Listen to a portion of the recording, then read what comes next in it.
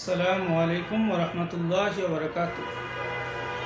আলহামদুলিল্লাহি ওয়ালা সলাতু ওয়াসসালামু আলা নবিয়্যি বা'দ আম্মা বা'দ।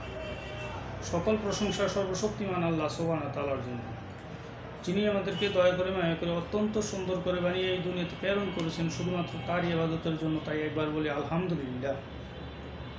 দুরূদ ও সালাম বর্ষিত হোক অগণিত নবী রাসূলগণের প্রতি ও আমাদের প্রিয় নবী হযরত মুহাম্মদ সাল্লাল্লাহু আলাইহি ওয়াসাল্লামের প্রতি। ওয়া মা তৌফিক ইল্লা বিল্লাহ।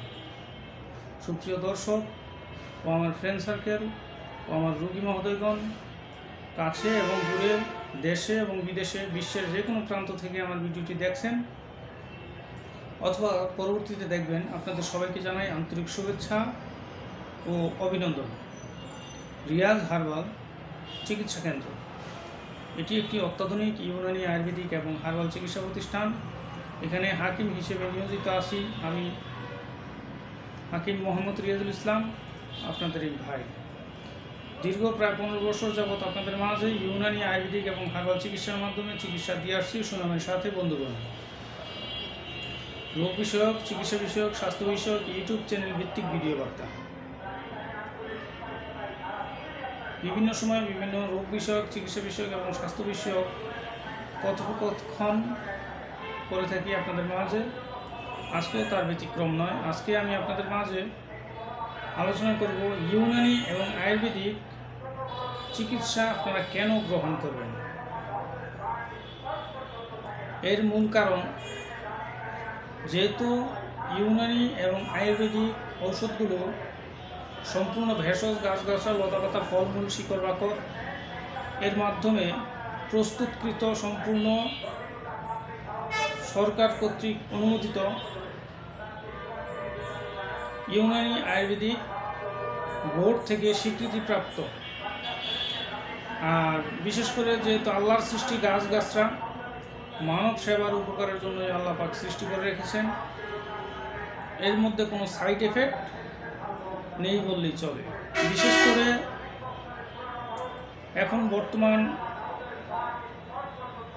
যে জমানা, খাদ্যখানার ভেজাল,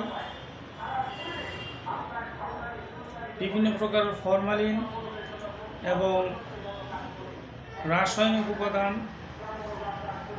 ব্যবহারের কারণে বিভিন্নভাবে বিভিন্ন খাদ্যখানার ত্রুটির কারণে বিভিন্ন রোগ সৃষ্টি হচ্ছে। মানুষের রোগ ব্যাধি সৃষ্টি হওয়ার কারণে রোগ প্রতিরোধ ক্ষমতা নষ্ট হয়ে যাচ্ছে। তাই সম্পূর্ণ ভেষজ গাছগাছরা, লতাপাতা, ফলমূল, শিকড় বাকড়ের মাধ্যমে যেসব ভেষজ গাছগাছরা আর তৈরি ঔষধ প্রস্তুত করা হয়, সেগুলোই সেবন করা উত্তম এবং রোগ নিরাময়ের উদ্দেশ্যে প্রয়োগ করা উত্তম। আর আধুনিক যুগের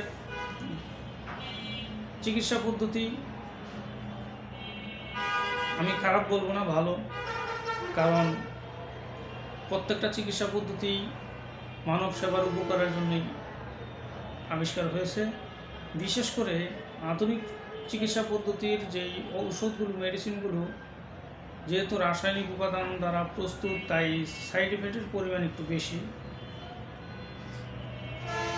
আর বিশেষ করে সাইড এফেক্টের চিন্তা করলে ওই ওষুধগুলো কোনো ডাক্তারি চিকিৎসা দিতে পারবে না, এটুকু আমার আত্মবিশ্বাস।